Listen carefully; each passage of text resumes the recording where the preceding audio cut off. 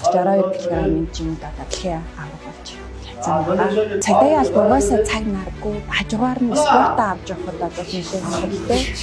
Аавынхаа нэрийг л дэлхийн тавцан дээр дуудуулах юмсан гэсэн миний мөрөөдөл байгаад байсан. Энэ жил бүр төрийнхөө дуулалтаа хамт их чиглүүлээд аавынхаа нэрийг дуудуулсан одоо түлхээ баяртай.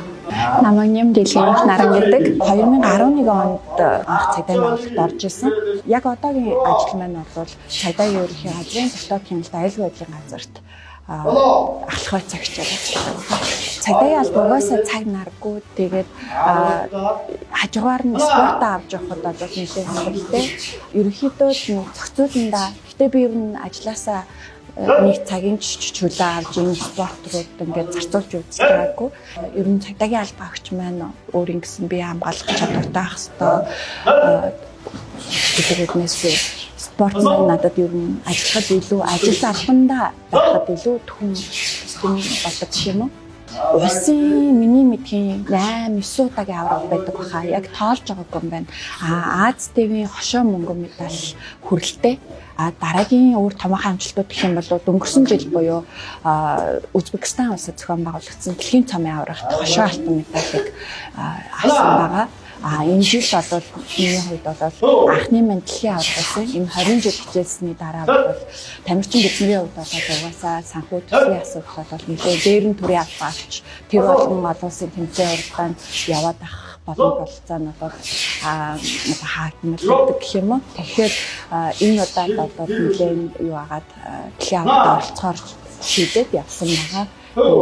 Дэлхийн аврагтаа хасаж 12 кг-ийн жимд одоо дэлхийн авраг болж манайх ч өөрөө нэг хүч спорт хараатай. Тэгээд дээр хэвлэл мэдээллийн төвтэй гэдэг яадаг. Тэгээд үнэхээр гоё хөтөж авсан. Тэрэн дээр одоо амар сэтгэл хангалуун байсан. Өмнө нь ингээд нэг найз нөхд маань мэдээж тэмцээн уралдаанд яваад бид гаргаж өгнө, хөтөж авна гэж өчнөө л юм байсан. Тэгэхэд бас яг л иймэрхүү байдлаар хөтөж авч байхад хідээ нэг өдөр ингээд тогтоолно да гэж бодож исэн чинь тэр хөтөлт маань одоо энэ жилдээ чадсан байгаа. Тэг ялаа дуусч ирээд яг нөгөө дивжин дээрээс буухтаа л бол яг тэр нэг юм гоё амгших мэдрэмж, тэр нэг юм ойлгох мэдрэмж гэх юм уу. Янз бүрийн тийм хосолсон тийм мэдрэмжүүдийг авсан. Тавцан дээр гарахад бол нэмэлт тийм өөрөөр бахархсан Монголоосаараа бахархсан ч гэдэг юм уу. Тийм чадчихлаа штэ охин нь ч гэдэг юм уу гэд маш олон бодлоо талхаад нэрэлтчихсэн. Аавынхаа нэрийг л энэ дэлхийн тавцан дээр дуудуулах юмсан гэсэн миний мөрөөдөл байгаад байсан. Тэгээд энийг одоо аль тавцан дээр 1 2 3 гэдэг аль тавцан дээр гарахаас үл хамааран одоо Нямдэлгийн их наран гэдэг нэрийг ингээд дуудуулах юмсан гэсэн бодол маань байсан. Тэгээд энэ жил бүр төрийнхөө дуулалтаа хамт их чиглүүлээд аавынхаа нэрийг дуудуулсан бол түлхээ баяртай. Сэтгэл сургуулийн цаг чөлөө гэж ерөнхийдөө бол аваагүй. Яг л цагдаагийн алба маань өөрөө жоохон хүнд алба шүү дээ.